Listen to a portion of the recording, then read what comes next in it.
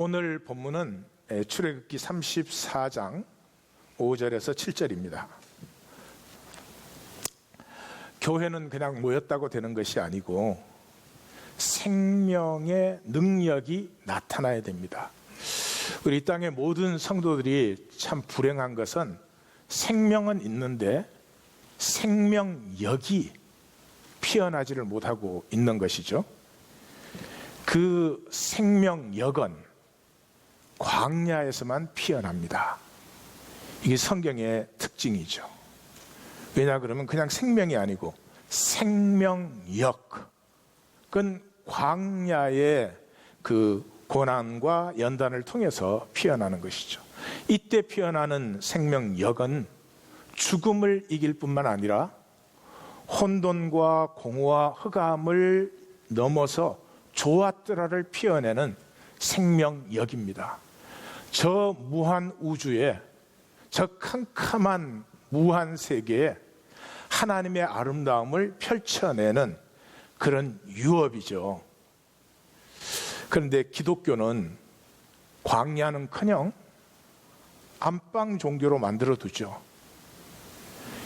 예배도 편안하게 해줍니다. 육체적으로 편할 뿐만 아니라 정신적으로, 영적으로 예배에 전혀 부담을 갖지 않습니다. 그게 무슨 생명력이 피어나겠습니까? 설교 얼마나 편안하게 해줍니까? 십자가의 도 이런 것은 다 사라지고 그저 복받는다는 얘기만 난무합니다. 무엇보다 구원이요. 구원은 교리만 인정하고 믿습니다 그러면 받았대요. 받았는데 구원의 능력은 나타나지 않으니 이 얼마나 어리석은 일입니까?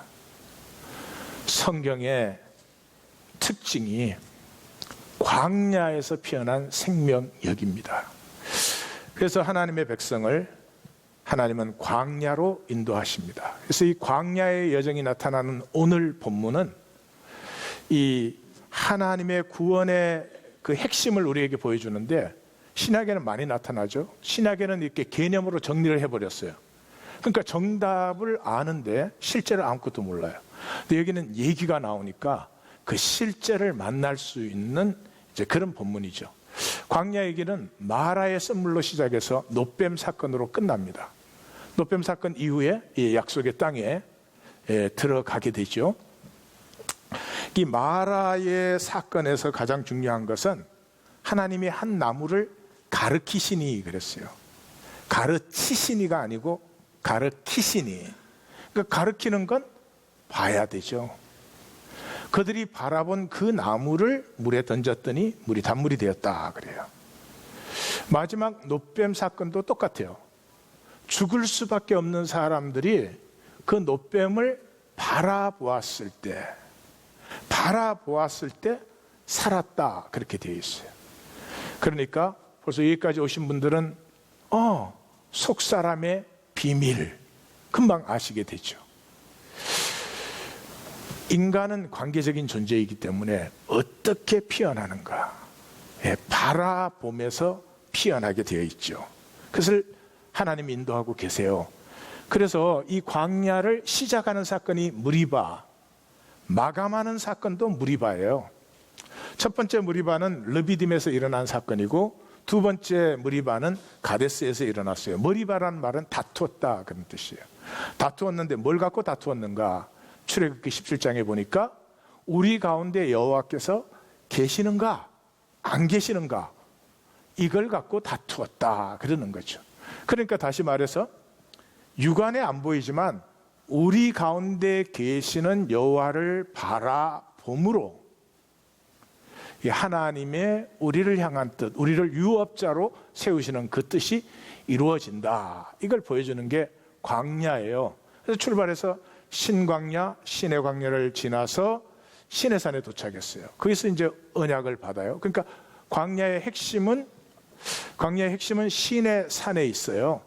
그 시내산을 지나서 바란 광야와 다시 신광야, 앞에 건 신이고 뒤에 건 진, 신광야를 지나서 이렇게 광야의 여정이 일어났다. 그러면 이제 제일 중요한 게 시내산에서 일어난 이야기죠. 그럼 시내산에서는 무슨 이야기가 일어났나? 시내산에 이제 도착하자마자 하나님이 모세를 보고 올라오라 그러고 그 하나님이 모세에게 현현하죠. 하나님이 나타나세요.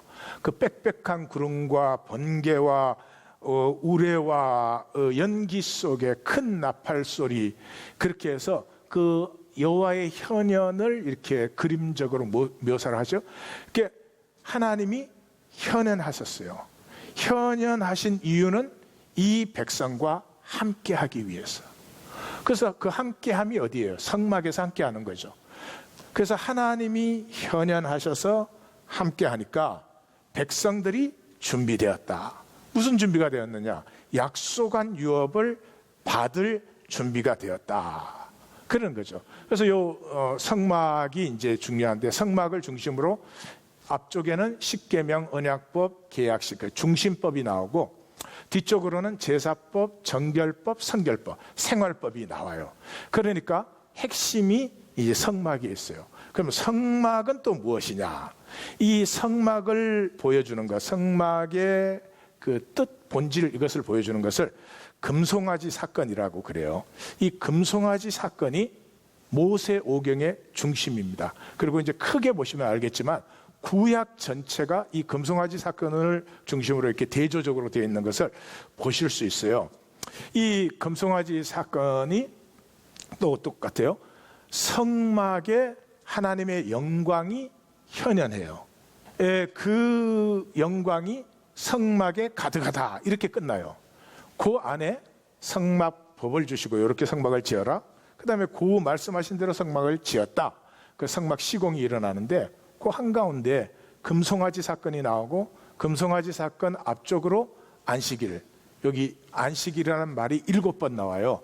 그 다음에 마감하면서도 또 안식일, 그 안식일이라는 말이 3번이 나옵니다. 그러므로 금송아지 사건을 똑바로 보시면 도대체 하나님은 뭘 하고 계시는가? 우리는 도대체 누구가 되어야 되는가? 뭐 이런 것을 만날 수가 있는 거죠. 자, 그래서 이제 성막을 지어라. 그래요. 성막을 지어라 하는 얘기는 함께 하자. 하나님이 함께 하시기 위해서 성막을 지으라는 거죠. 이것을 이제 요한복음식으로 얘기하면 너희와 나는 친구다 하는 말이죠. 그 구약 신학의 총 결론이 뭐예요? 아브라함이 하나님의 친구라 일컬음을 받았다. 함께 할 뿐만 아니라 함께함의 즐거움을 누리는 관계죠. 그렇죠? 그래서 요한계시록에서는 여기서 신랑과 신부, 심지어는 그렇게 표현을 합니다. 자, 성막을 지어서 그 성막을 통해서 내가 너희 중에 너희와 함께 하게 되는데, 이 만나자는 쉬운 만남이 아니죠. 쉬운 만남 그냥 만나시면 되겠는데, 우리가 하나님을 만나면 우리가 죽게 되어 있죠. 우리가 반드시 죄인이니까 죽게 되어 있죠. 그래서 그 죽음을 넘어서 만나자 하는 거예요. 그래서 그 성막 그 내용을 보면은 그룹들은 그 속죄소를 덮으며 속죄소 위에 궤 위에 얹고, 또 만나고 속죄소 위 정거궤 위에 있는 이런 말들이 계속 나오는 게 있어요. 그래서 속죄소는 이제 시온자다, 뭐 시온소다, 그렇게 얘기를 해요.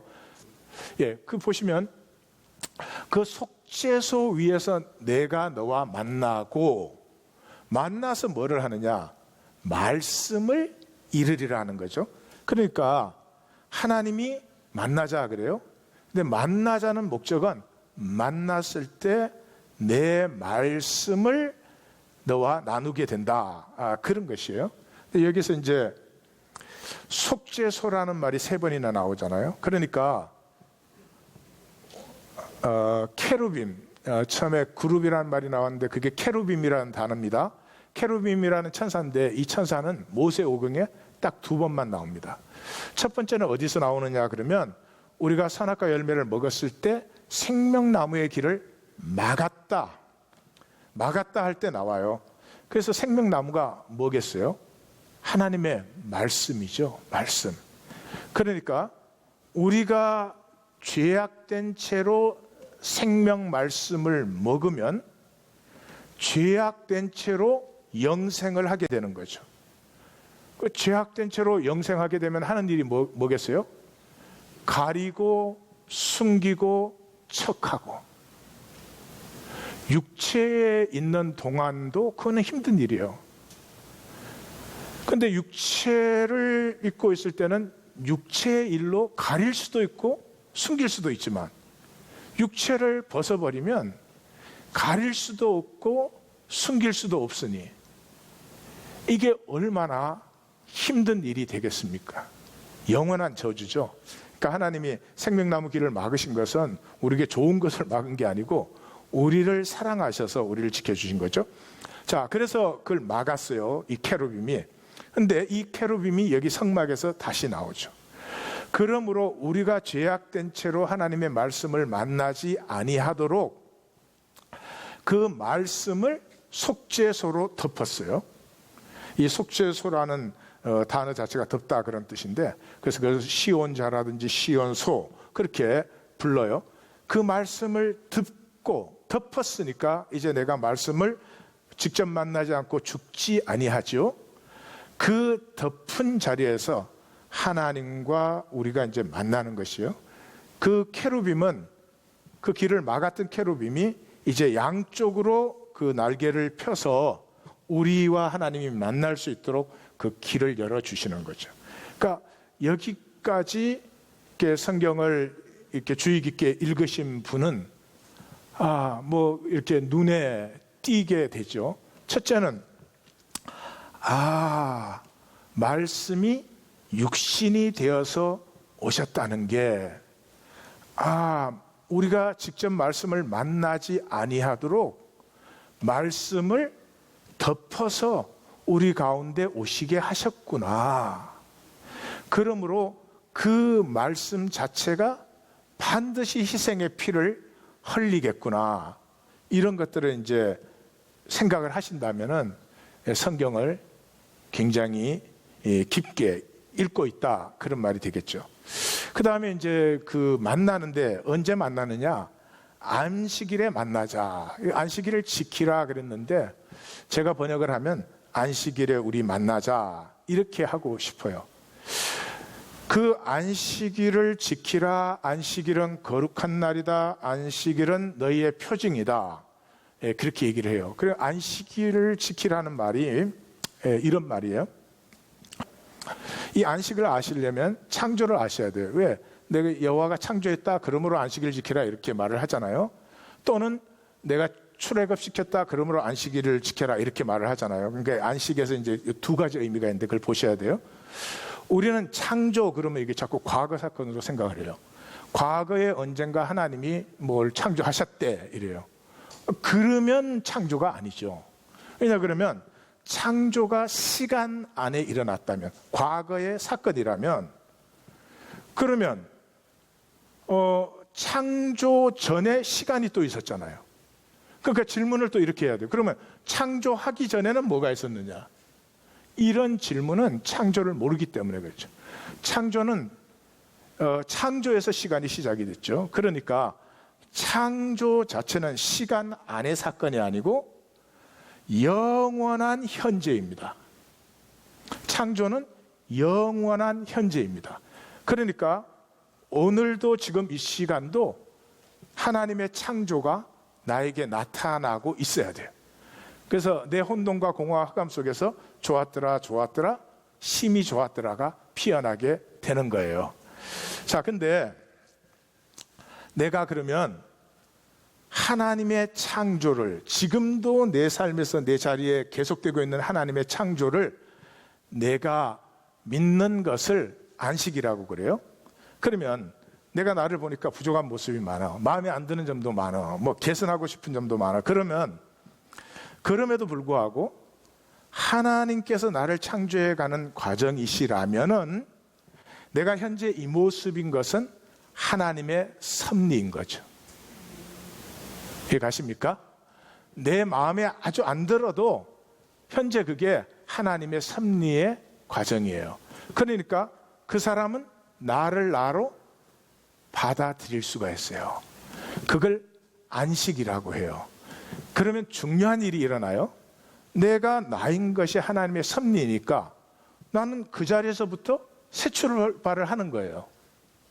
그러니까 하나님의 새롭게 하심이 내게서 나타날 수 있죠.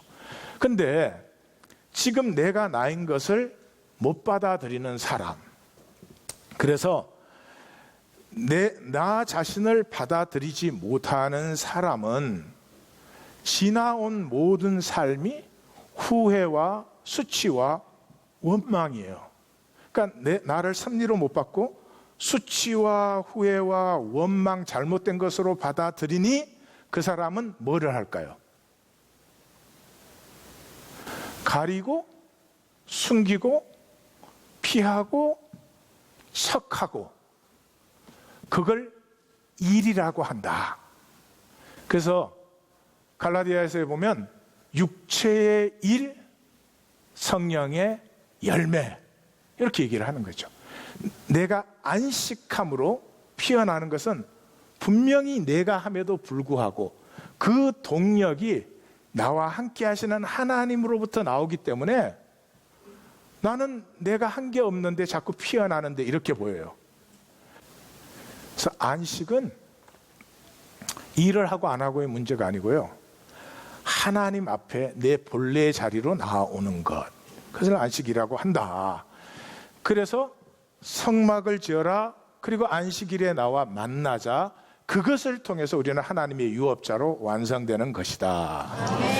자, 이것이 그렇게 간단한 얘기가 아닙니다. 이게 차원으로 말하면 억만 차원의 깊이가 있는 것입니다. 그 억만 차원의 깊이를 말로는 설명할 수가 없어요. 말로는 설명할 수가 없어서 얘기로 해주는 것이 금송아지 사건의 이야기예요. 그래서 금송아지 얘기를 하는데 첫 번째 32장은 그냥 사건이죠. 우리의 운명과 우리는 이런 운명을 우리가 가지고 있는 것이다 하는 것을 먼저 보여줘요. 그래서 32장 1절에서 14절까지는 이제 사건의 전모가 나타나요. 사건의 전모는 뭐냐? 우리는 악하고 방자해요. 그래서 백성들이 우리를 위하여 신을 만들라, 이 말이 되는 말입니까? 근데 그 신을 만들어 놓고는 그 앞에 자기네 마음대로 또 제사를 드리고 먹고 마시고 일어나서 뛰어놀았더라, 그렇게 되어 있어요.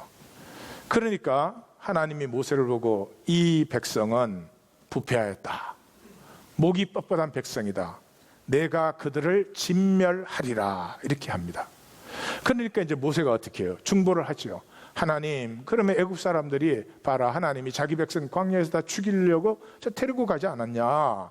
그럼 얼마나 하나님도 그건 명예로운 일이 아닙니다. 그러니까 기억하시고 아브라함과 이삭과 야곱의 그 약속을 기억하시고 영원한 기업이 되게 하옵소서, 그렇게 중보를 했더니 하나님께서 뜻을 돌이키사 그 백성을 구원하셨다. 이게 이제 사건의 전모예요. 그러니까 이 성경의 특징이에요. 전모를 얘기해 놓고 그 다음에 그 내용을 밝혀주는 거예요. 자, 그런데 그 간단한 얘기 속에서 두 가지를 꼭 만나야 돼요. 두 가지를 만나야 되는데, 하나는 백성의 악과 지도자의 한계성이에요. 그 금송아지를 만들어 놓고 춤추고 이러는 것을 보고, 이 방자하고 악한 백성을 보고 지도자가 한 일이라는 건 화딱지 내는 것이에요. 화딱지.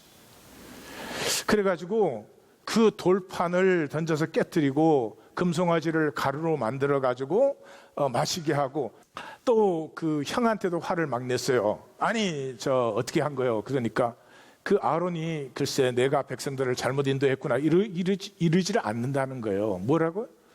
백성이 악하고 방자한 걸 네가 더 잘 알지 않냐? 그래서 총 결론이 뭐예요? 형제가 형제를, 친구가 친구를, 사람이 이웃을 죽이게 했어요. 이게 우리의 죄악성의 결론이라는 거예요. 여러분들 이상하십니까? 여러분, 역사와 인생은 우리끼리 죽이는 거예요. 우리끼리 죽이는 게 역사와 인생이에요. 어떤 부인이 잘못했어요. 근데 아프리카에 있는 남편이 와가지고 막 그래요? 그 참 이상한데 꼭 우리끼리 그래요. 여러분, 이 지구의 동양거래야 3국이에요. 세 나라, 중국, 한국, 일본 세 나라밖에 없어요. 언제 다른 나라하고 전쟁했어요? 우리 한국이 로마하고 전쟁한 적 있어요? 없어. 그 옆에 있으면 같이 살면 좋은데 세 나라끼리 죽으라고 싸워. 얼마나 많이 싸웠는지, 뭐 5,000년 역사에 전쟁이 1000번이었다 뭐 그래요. 언제 살았나 정말.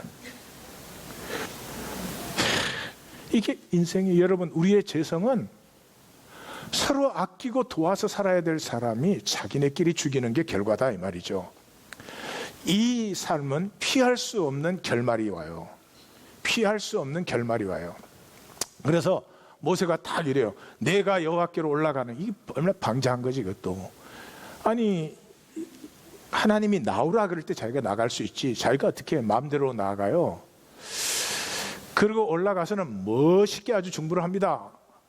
우리 백성의 죄를 사하시옵소서. 그렇지 아니하면 주의 책에서 내 이름을 지워버려 주시옵소서. 다음 기절이 뭐예요? 하나님이 그래 범죄했으면 책에서 제해야지. 그리고 하는 말이, 나는 너희와 같이 있을 수가 없어. 내가 너희와 함께하면 너희는 죽어 이제.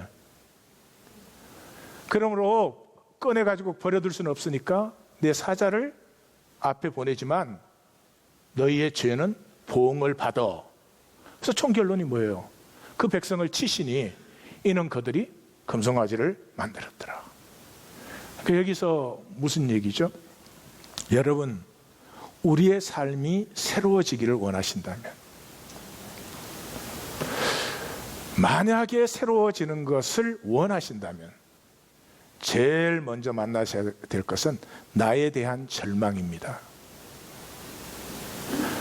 나를 가지고 장난하시려고 하면 안 됩니다. 조금 이렇게 하면 멋있게 보이겠거든, 조금 이렇게 하면 잘나겠거든, 이것만 좀 갖다 붙여도 사람들이 나를 막 잘 볼 것 같아. As long as you play with your ego, 열심히 사는데, 정신토록 땀 흘려 사는데 가시덤불과 엉겅퀴를 거두어요. 이게 어려운 일이에요? 당연한 일 아니에요.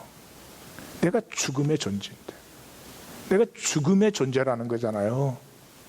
피할 수 없는 결말이에요. 육신에 있는 우리의 삶에. 그거 평생 가리고 피하고 숨기고 그거 하다 가는 겁니다. 그래서 모든 출발이 어떻게 되었어요? 베드로가 예수님 처음 만났을 때, 나를 떠나소서, 나는 죄인으로서이다. 세리가 성전에 올라갔을 때 어렵다함을 받았죠. 왜요? Have mercy on me, I'm a sinner. 주님, 나는 죄인으로서이다. 성도님들은 죄인이라고 생각하십니까? 하나님에게 죄인이면요, 그 말은 모든 것의 죄인이에요. 나무 한 그루에도 죄인이에요. 우리 인류가 저 나무에 못할 짓을 많이 했습니다.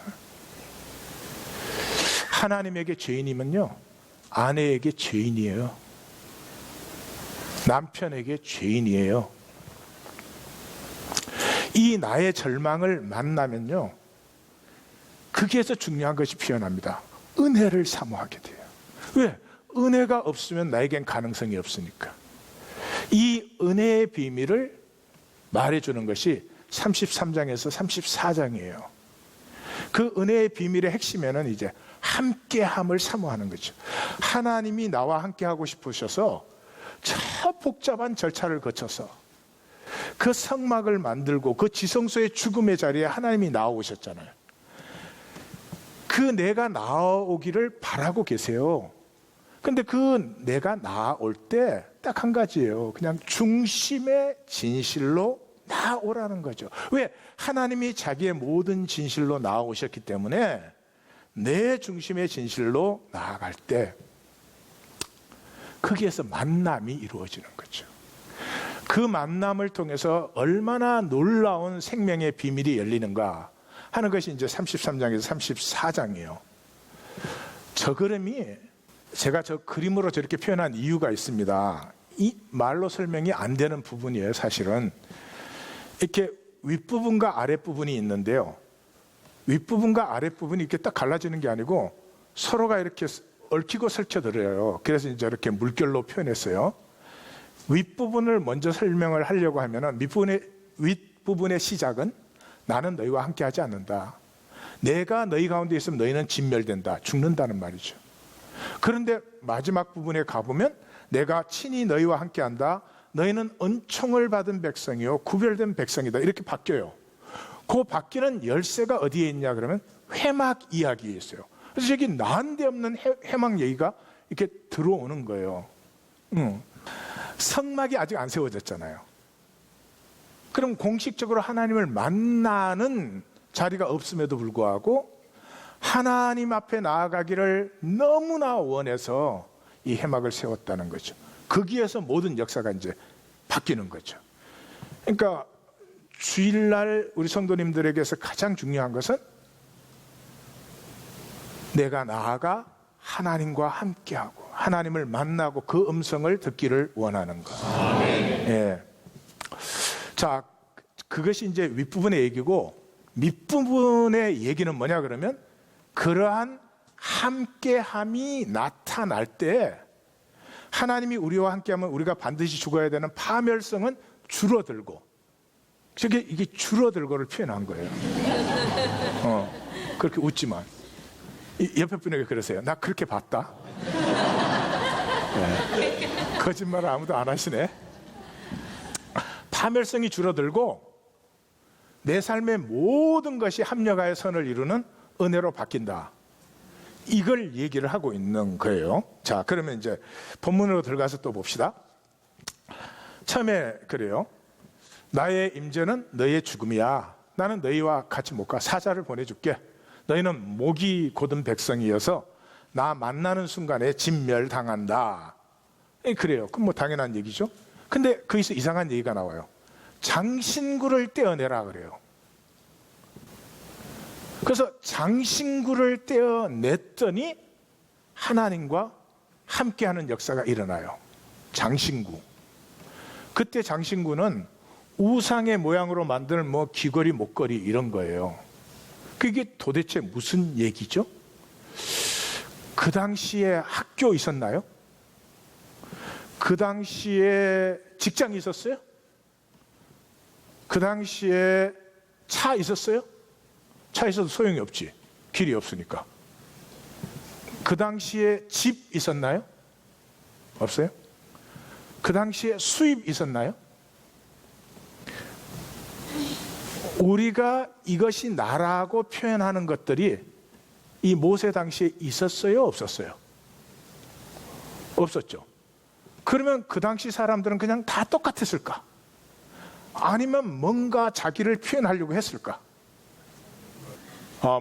이 모든 시대에 사람은 뭔가를 가지고 이게 나다라고 표현을 하는 거예요. 근데 그 당시에는 이 우상의 장신구를 가지고 내가 너와 요즘 브랜드 네임 갖는 거나 똑같은 거예요. 사실은 뒤에 지나간 다음에 사람들이 우리를 보면 다 똑같아요. 무서워요.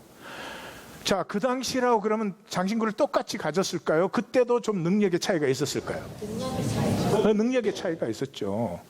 예, 능력의 차이가 있었죠. 그 당시에는 뭐 유일한 직장이 제사장밖에 없었어. 그러니까 종교 사업에 종사하는 가정의 부인은 좀 이렇게 큰 거 달 수 있었어요. 우리 궁정한 성도 오늘 큰 거 안 달았는지 잘 보시기 바래요.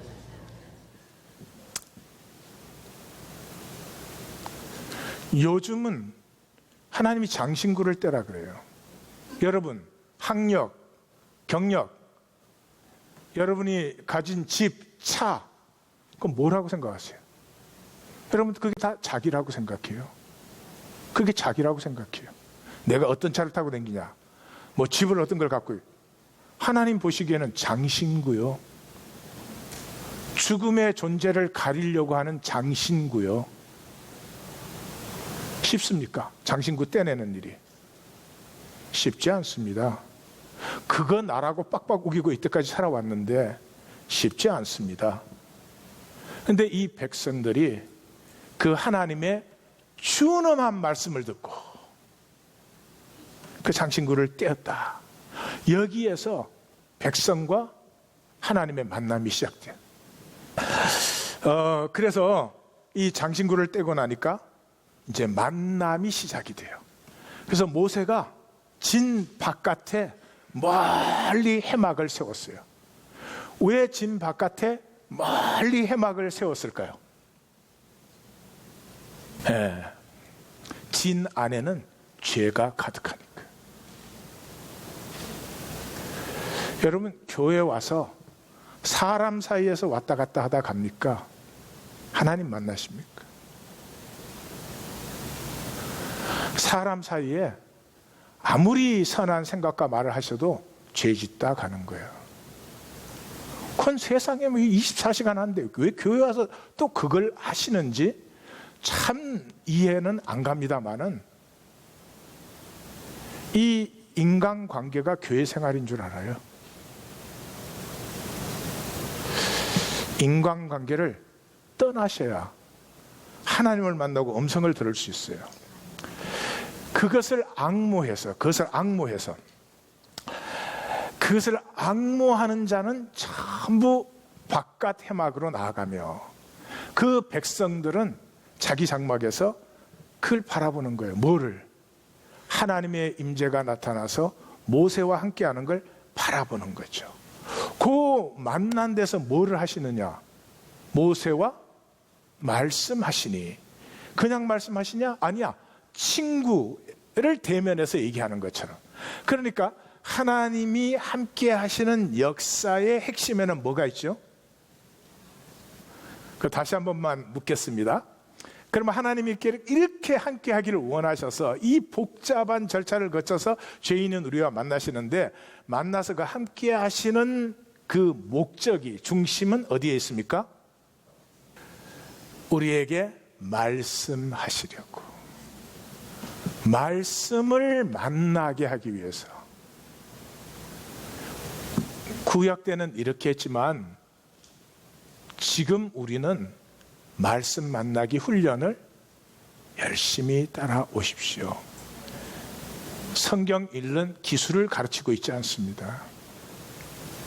어떻게 하면 중심의 진실이 회복되는지, 어떻게 하면 주님을 사랑하는 마음이 회복되는지, 그곳에 말씀이 만나져요. 머리로 삐개라고 하는 게 아니죠.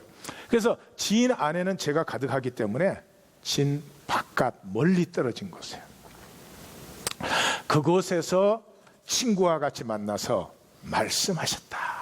근데 그 힌트가 나오죠. 모세가 그러고 떠난 후에도 누구는 그 해막에 아직도 있더라? 여호수아는. 그러니까 여호수아가 말씀을 사모함이 모세보다 더 승한 거예요. 그러니까 이 말씀의 약속을 온전히 받을 사람은 여호수아구나 하는 걸 성경이 힌트를 주면서 이야기를 끌고 나가는 거예요. 예. 그래서 여호수아가 그 땅을, 약속을 온전히 받게 할 때 하나님의 말씀이 뭐였어요? 우리 다 같이 한번 읽어보겠어요? 이 말씀을 내 입에서 떠나지 말게 하며 주야로 그것을 묵상하여 그 안에 기록된 대로 지켜 행하라. 그리하면 내 길이 평탄하게 될 것이며 내가 형통하리라. 그러니까 이것도 이렇게 읽으셔서 뭐를 이렇게 지키고, 하나님이 나와 함께 하시고 싶어하는 그 하나님을 만나서 내가 함께하는 심령, 그 가운데서 내 안에 통하는 말씀, 혼돈과 공허, 내 안에 있는 혼돈과 공허, 흑암의 깊음을 깨고 조화대로로 피어나는 그 말씀을 누리는 자에게 평탄하며 형통한 길이 열린다. 그걸 얘기하는 거죠. 자, 그렇게 해서 이제 하나님이 함께 하시는 백성은 이제 구별된 백성, 구별됐다는 말이 거룩하다는 말이죠. 그래서 이 족속을 주의 백성으로 이기시옵소서. 그러니까 여호와가 내가 그럼 친히 가겠다. 그래서 주께서 우리와 함께 하심으로 우리가 구별한 백성이 되었다. 이게 이제 윗부분 설명이 끝난 거예요. 그러면 이게 우리의 삶에 도대체 실제로 무슨 얘기인가 하는 것이 이제 밑에 나오는 얘기예요. 밑에 부분을 나누겠습니다.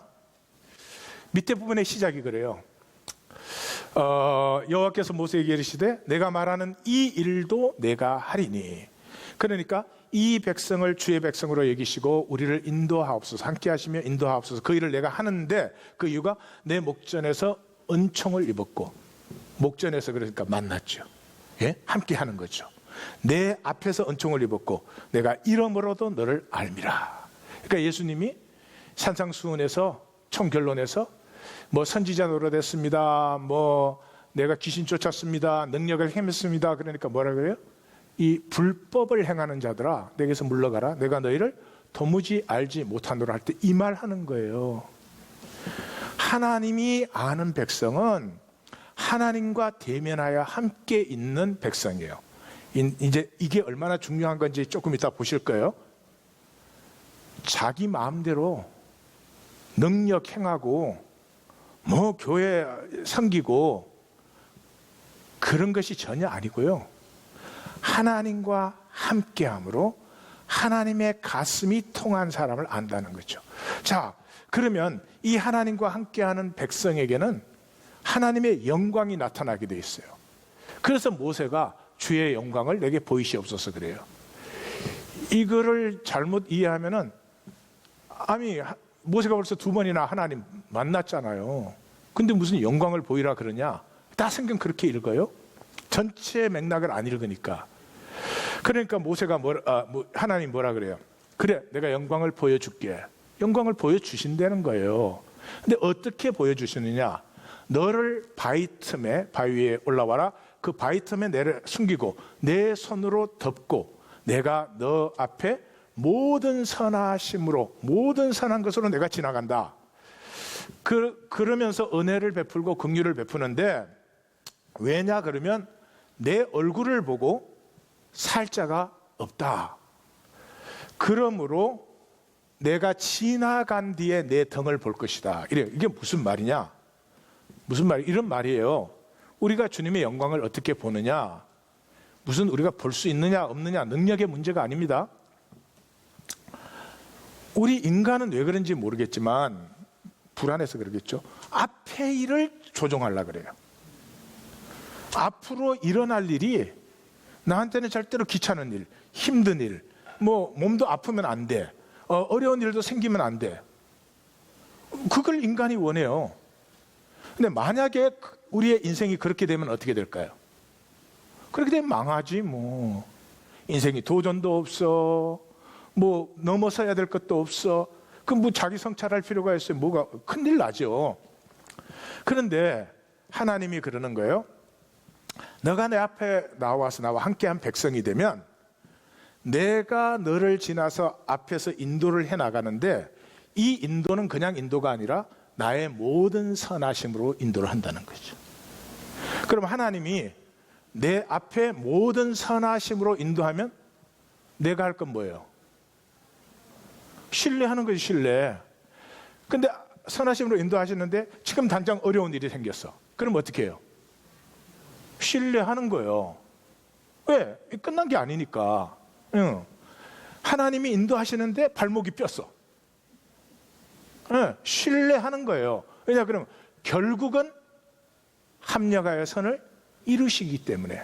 자, 그러면 하나님이 모든 선하심으로 내 앞에 인도하심을 믿으면 내 지나간 일들은, 내가 뒤를 돌아보면, 내 등은 보리라 그랬어요. 내 지나간 일들을 보면 어떻게 돼요? 하나하나가 그 당시는 이해가 잘 안 되었는데 지나고 나서 보니까 하나하나가 은혜야. 아멘. 그 모든 것에서 하나님은 나를 지키시고 내 생명을 더 하나님의 생명 이역으로 장성시키기 위해서 나를 인도해온 발걸음이 보이신다 이 말이죠. 아멘. 그러니까 앞으로 바라볼 때는 아멘이고 뒤로 바라보면 감사. 그게 우리가 하나님과 함께할 때 하나님의 영광이 우리에게 역사하는 방법이다. 아멘.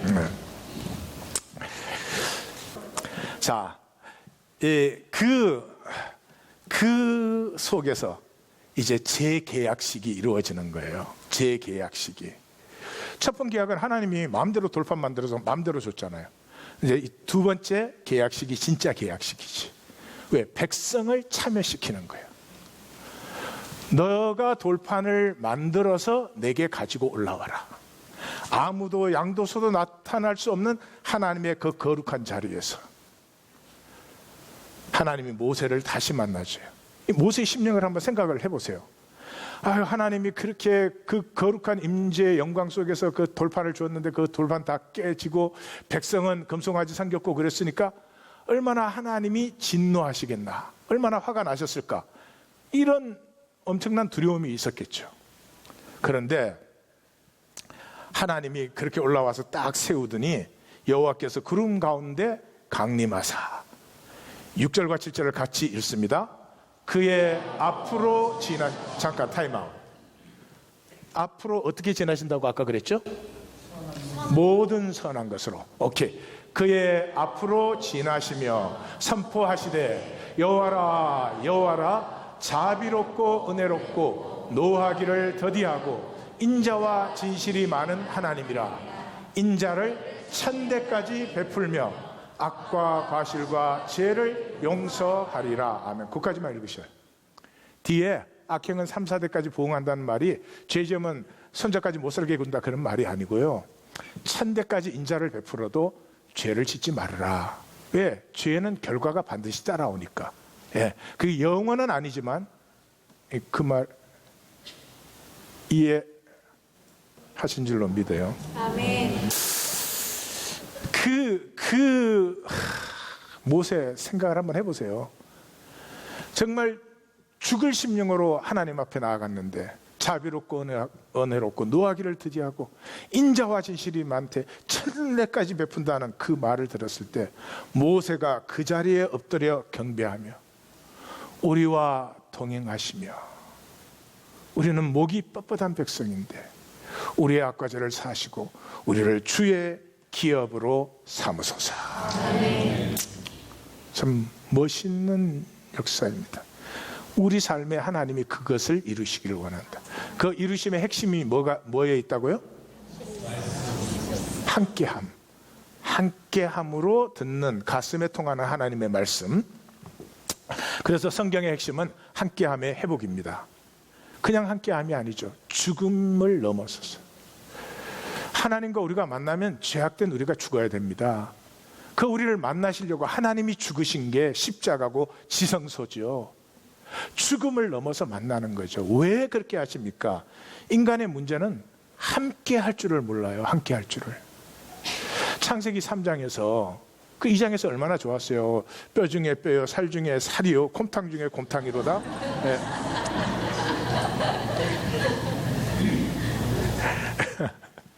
그래서 어떻게 됐어요? 벌거벗었으나 부끄러워하지. 벌거벗었다는 말이 뭐예요? 벌거벗었다는 건 수치를 보인, 나의 수치스러움. 여러분 수치 뭐가 수치스러웠어요? 억만가지가 더 되지.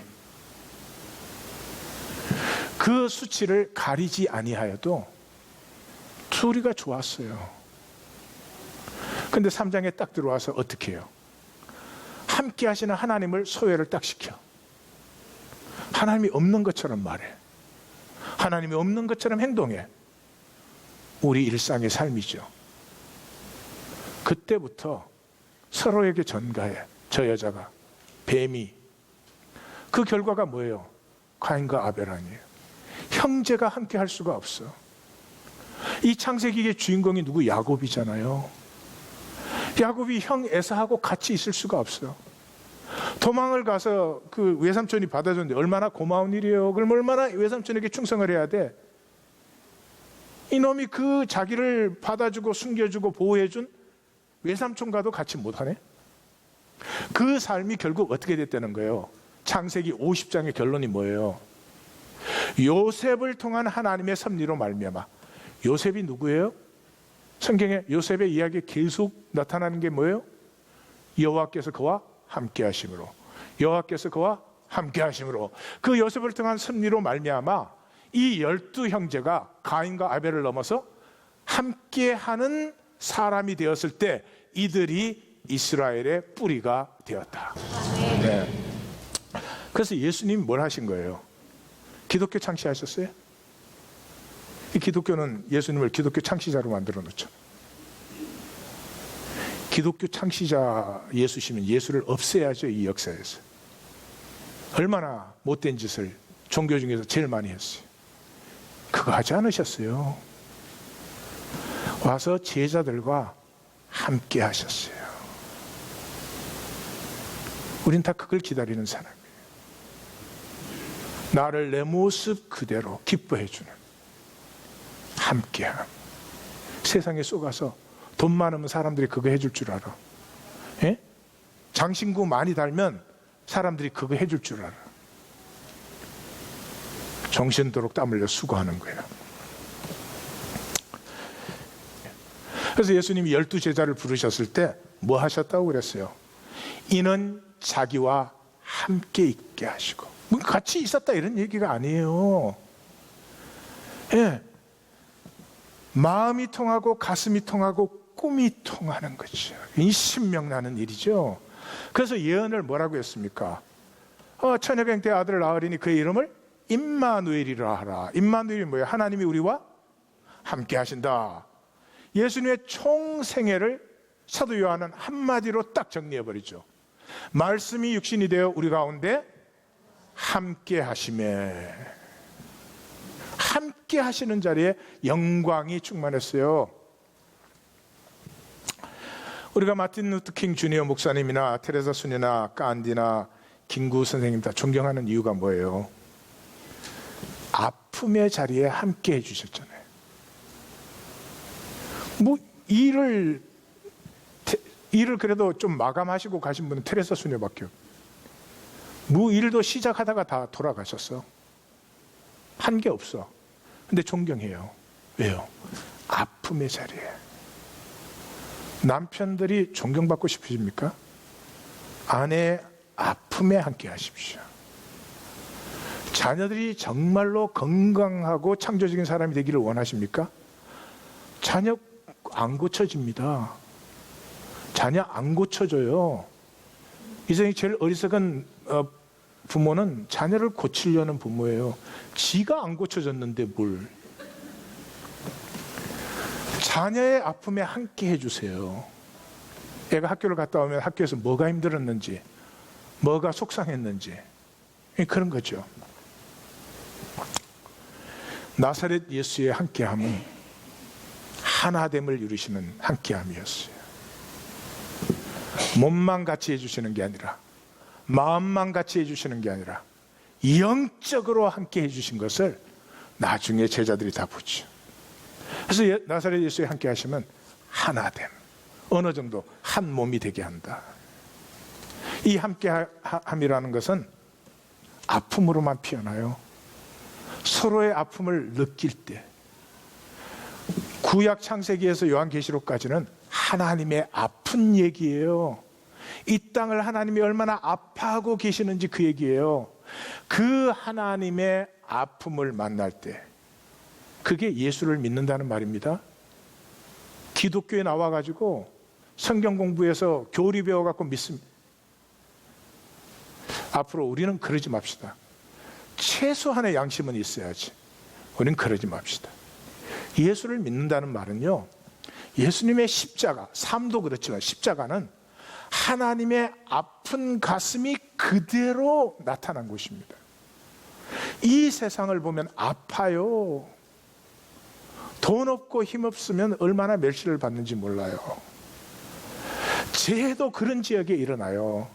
일어나도 돈 있는 사람 안 죽어요. 가난한 사람만 죽어요. 아픈 세상이에요. 무엇 때문에? 하나님이 그 고치실 힘이 없어서 아니에요. 우리 죄악이 만들어내고 있는 결과예요.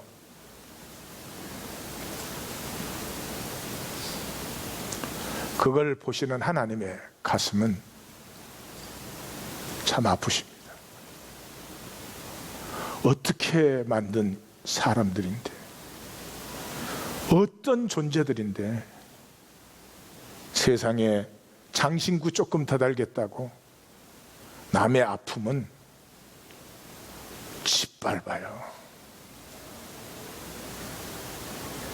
자기 자아의 이기를 위해서는 하나님의 이름으로 모여서도 못할 짓이 없어요. 그 하나님이 나와서 때려주시면 좋은데 그렇지 않아요. 그 잘못된 자식을 보는 부모의 가슴으로 한없이 아파하십니다.